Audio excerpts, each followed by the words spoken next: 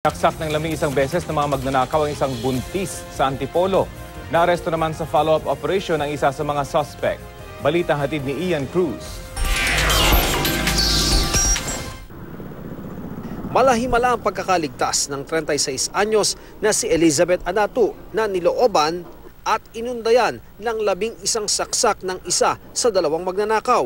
8 buwan pa naman siyang buntis. Sabi ko, kuya, kunin mo na lahat ng gusto mong kunin.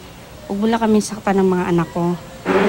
Tapos minura niya ako, sabi niya, ba't nagising ka pa? Nangyari ang panloloob sa kanilang bahay sa Antipolo City alas 3 sa madaling araw. Under construction ang ikalawang palapag ng bahay ng mga biktima at ang mga suspect nakapasok ng mag-over the bakod sila dito, dumaan dito sa konkretong hagdan at dito raw sa butas na ito, pumasok ang mga suspect patungo sa loob ng bahay. Nagising kaya lumaban din sa isa sa mga suspect ang 14 anyos niyang anak. Ice pick at kutsilyo sa kusina raw ang ginamit sa pananaksak. Pagpasok ko po sa kwarto, nakasalubong ko po yung sumaksa kay mama. Sabay sinapa ko na po yung mukha niya.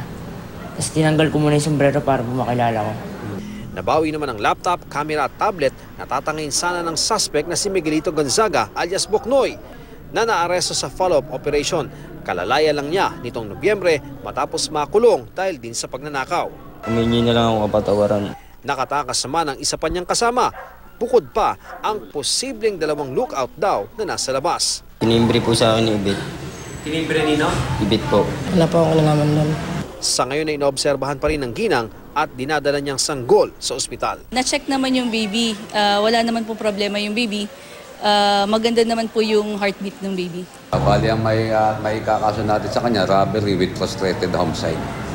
Paano yung buntis pa pala yun? Kung magkakaroon po ng problema yung bata sa sinapupunan niya, another case pong may papel sa kanya. Ian Cruz, GMA News.